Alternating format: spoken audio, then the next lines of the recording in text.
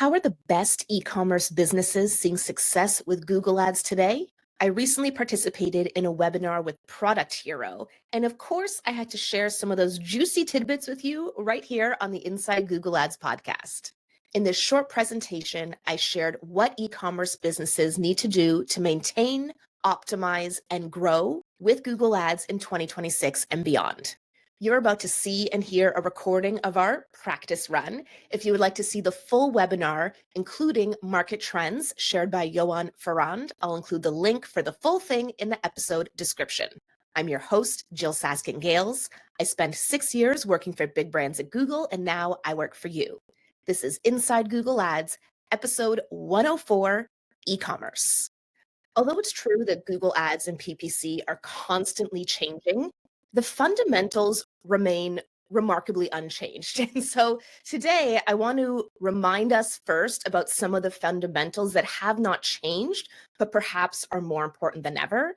And then we're going to move into some of the newer features and strategies you might want to be employing in your Google Ads account in 2026 and beyond.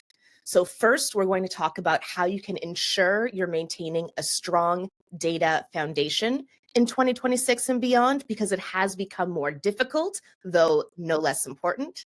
Then I'll move into optimization and the importance of optimizing your product feed for performance. And then we'll talk about a few new growth opportunities. Like Johan, I'm also very bullish on demand gen, so we'll be getting there as well today. If my face is new to you, my name is Jyll Saskin Gales. I'm a Google Ads coach and the founder of the Inside Google Ads course, podcast, and best-selling book. So first things first, at Google Ads, or honestly with any kind of marketing initiative at all, you need to have a strong data foundation. Your beautiful garden cannot grow unless you plant that seed properly and give it some tender, loving care. And so these are the 3 C's that I find at least one is often missing from Google Ads accounts I see.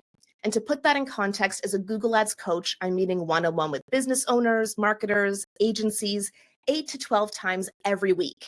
And multiple times a week, I'm looking in a Google Ads account, whether it's a brand new account or one spending millions of dollars a month, that is missing one of these fundamental C's.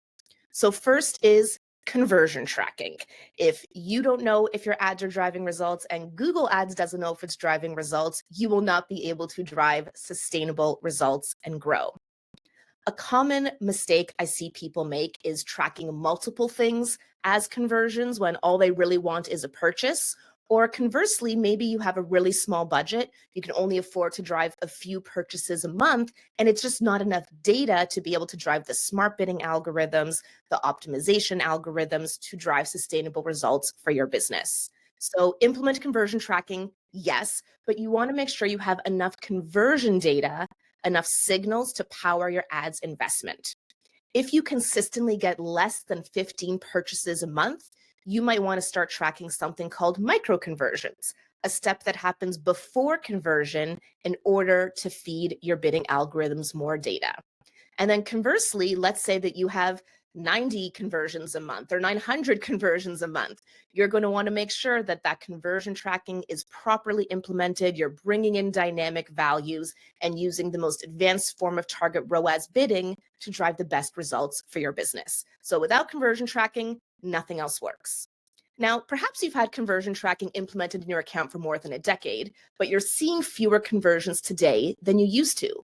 That's quite common because of all the different changes that have happened, especially in Europe. So consent mode. I know none of us like those little banners popping up asking us for consent, but it's really important that you implement a consent management platform so that you gather user consent in order to collect their data. And so Google Ads can model any missing data needed to provide your account with the information it needs. In Europe and many parts of the world, it is the law. You must do this. And even in other places where it's not the law, it's still the right thing to do by your users. So for example, even though I am in Canada where I'm not legally required to do so, I do use consent management on my website. And then the third C is customer match, using your own customer data.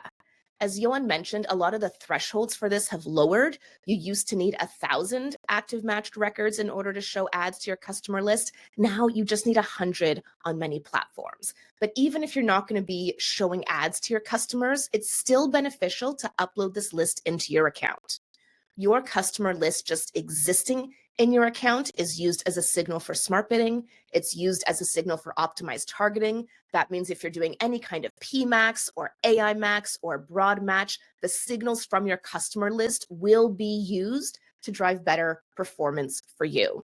So going into 2026, you may think you have all three of these things checked off. I encourage you to go check in your account. When was the last time you updated your customer list? Was it perhaps 2023? Maybe you need to do something about that. Or maybe you implemented consent mode a year ago, but you don't have consent mode V2. So go in there, check, make sure all your systems are running before you even think about optimizing and growing.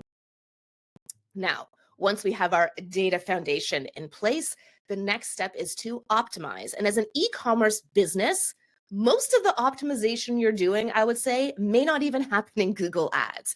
It's happening in Google Merchant Center with your product feed.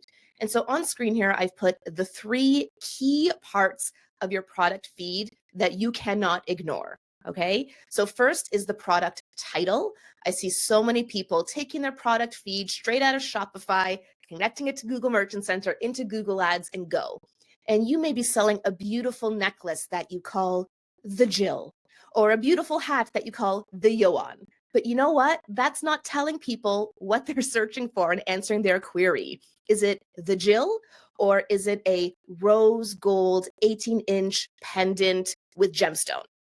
Right? So just because you have certain titles that work on your website, it doesn't mean that's what people are searching for. You want to optimize your product titles so that when people see it on the search engine results page, it's clear that that's what they're looking for.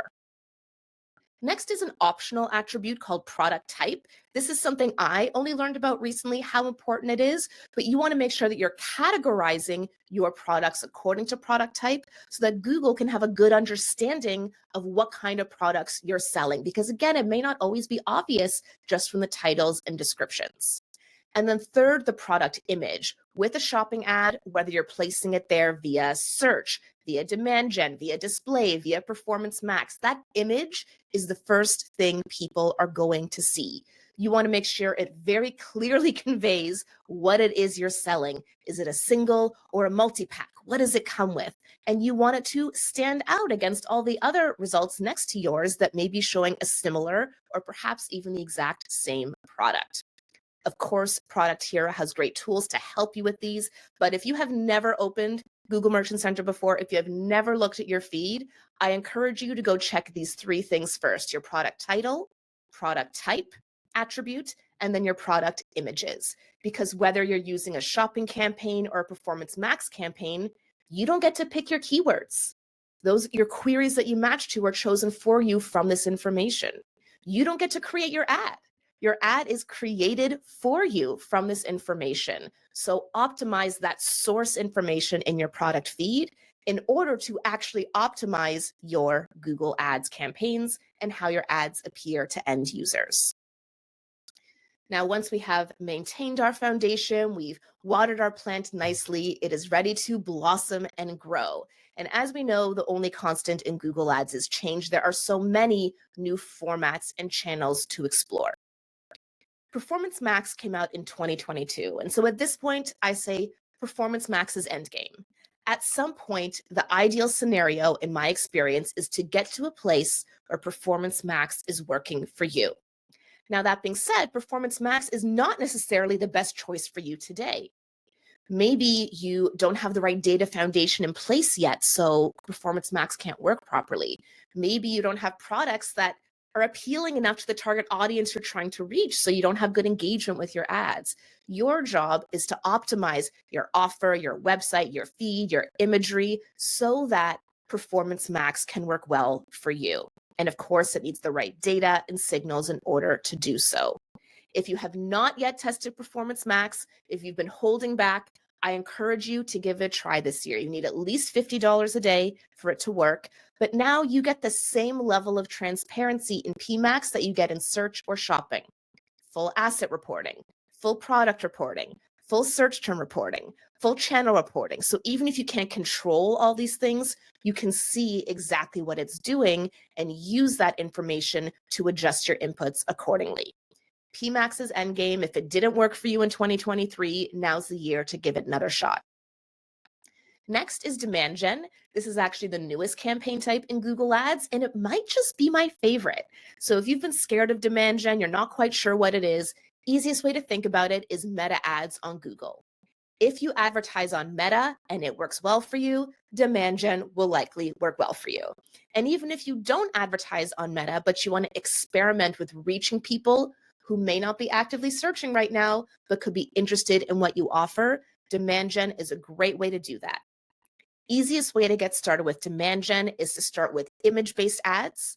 I recommend using some lifestyle imagery showing real people in real life scenarios using your products rather than just duplicating the images from your feed. And then you can get started with a really simple audience, something like the Google engaged audience, people who've clicked to your website before from Google search results, or a lookalike segment based on your customer list, or an in-market segment of people who are in market right now for the products that you offer. Even with just $20 a day, targeting a few cities, demand gen is a great way to reach people who are in your target audience and just are not actively searching right in this moment. So if you've never tested that before, I'd add it to your testing calendar for 2026 as well. And then third, you can run it as part of demand gen, you can run it on its own, but YouTube, table stakes, okay? We are in 2026 now. You cannot ignore video any longer. And I know creating video content can be intimidating. As Johan shared earlier, there are lots of different tools and ways you can get into video that don't have to break the bank and don't require an extensive creative team. And remember, YouTube isn't just about video. YouTube is the world's second largest search engine. One of the placements that I see working so well for businesses of all sizes is the in-feed placement. In-feed is when you're on YouTube, maybe on the homepage or in search results, and you see a thumbnail and a recommendation of a video you should watch next. So don't forget, YouTube isn't just about watching, it's also about searching and meeting people's intent through video creative rather than just text or image with search and shopping ads. So if you want to continue to grow your business through 2026, to outsmart your competitors, to continue to optimize and find new customers, Performance Max is endgame. If it's not working for you today, figure out why, so it'll be working for you later this year. Start testing demand gen, even if it's image only on remarketing only, and don't discount YouTube. Your brand must be there, because if you're not, I assure you, your competitors are, and they're gonna love to take your customers instead. So to succeed with Google Ads in 2026 and beyond, make sure that you are maintaining your data foundation, optimizing your feed, and growing through new and emerging channels. If you'd like more practical Google Ads tips like this, you can sign up for my free Google Ads newsletter at free.jyll.ca, JYLL.ca. Thank you. I hope you learned something new about how you can maintain, optimize, and grow your Google Ads for e-commerce in 2026 and beyond. Again, this was a practice run from a webinar that I recently did with ProductHero. You can watch the full webinar, including my presentation and Johan Ferran's great overview of market trends in Google Ads in 2026. The link is in the episode description. I'm Jyll Saskin Gales, and I'll see you next time inside Google Ads.